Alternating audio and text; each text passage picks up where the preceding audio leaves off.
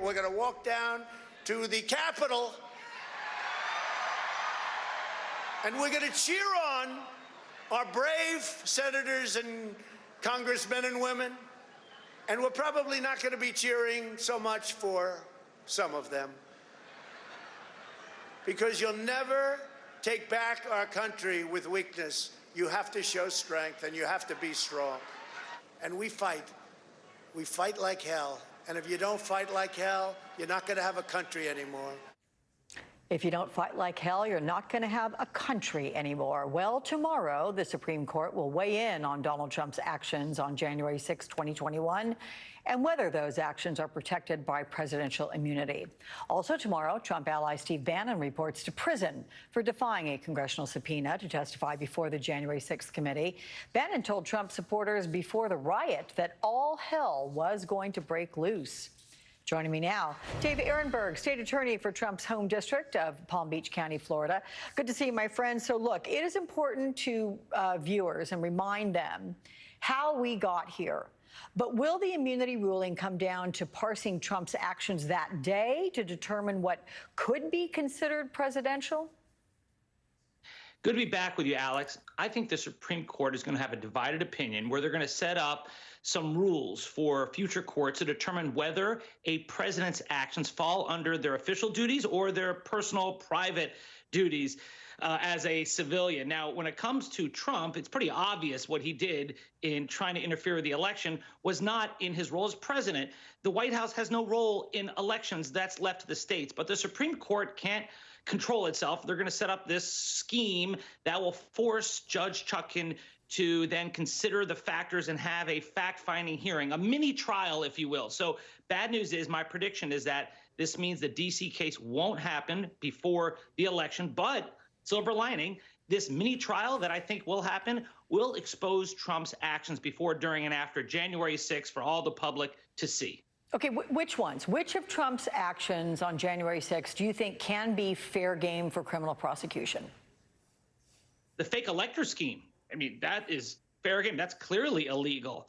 I think that one is really a focal point of Jack Smith's case against Donald Trump. And just the whole getting people to the Capitol, setting them loose, knowing that many of them are armed, saying, well, let's tear down the metal detectors. We don't need them. You know, all of his actions, his refusal to step in, to call the National Guard to get troops there, his comments afterwards about we love you, you're so perfect, all that stuff can be used against him. And I think none of that stuff is within his role as president of the United States. So this should be a no-brainer. I'm so frustrated, the Supreme Court, that they're even stepping into this. But even though I think Trump will lose in this ruling in the long run, he wins by the fact that this case is now delayed. This case should have happened already. You had Jack Smith and a judge and Judge Chutkan who wanted this thing to go, but I don't think it's going to go before the election now. Can I just again quote the very last part of what we played of Donald Trump from January 6th? He says, "We fight like hell, and if you don't fight like hell, we're not going to have a country anymore." I mean, was that telling those supporters what to do, to go fight like hell? Yeah. He will say, well, you forgot about the line that I said about go peacefully march. But you can't divorce all the other stuff. You can't ignore all the other stuff he did and didn't do. You know, you as president, you can't sit there in your dining room and look with assent, with approval upon people ransacking the Capitol. You have duties as president. And his actions, his words, and his lack of actions, I think, build to this moment where he would be held accountable if this goes to a jury. But if he becomes president again, it's never going before a jury because Trump will tell his attorney general to drop all the federal cases against him. So let's look at the logistics here of the court, because analysts are comparing the speed at which the Supreme Court dispatched the case that kept Trump on the ballot in Colorado with its apparently sluggish pace resolving this immunity claim. Is it fair, Dave, to conclude that the court acted to Trump's benefit, and what are the implications of that? Chief Justice Roberts wants us to believe that this is an apolitical court, but yet when it came to making sure Trump got on the ballot in Colorado and other states, they acted with speed. They acted swiftly. Now, when it's about whether Trump should stand trial before the election, they have dragged their feet. And it looks like Chief Justice Roberts has lost control of his court, and the radicals on the court, the Alitos, the Thomases, now are in control. So yes, I'm very bothered by it. Just the looks of it looks terrible for this court. It's hard to say that this court is above politics when you see what's going on. And tomorrow, Trump ally Steve Bannon is reporting to prison for defying a 1-6 committee subpoena. And here's what former lead investigator Tim Hafey told me about that yesterday.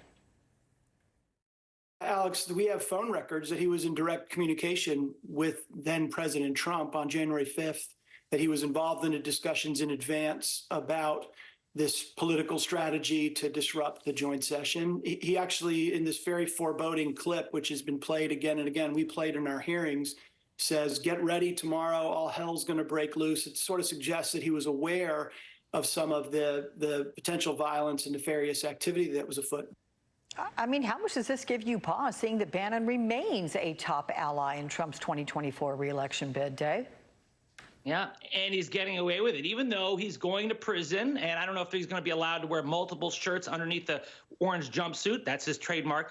But it looks so bad that he was able to avoid having to testify about his and Trump's role in January 6th. He could have provided really important information for Jack Smith, but he never said a word. And as a result, he's going to prison for 4 months. But in the end, that would have been compelling evidence against Trump in his trial in Washington, D.C. But he stayed quiet. If Trump gets elected again, he will return to the White House triumphantly in a role very close to the president. Okay, Dave ARONBERG, thank you very much. We'll see you again soon.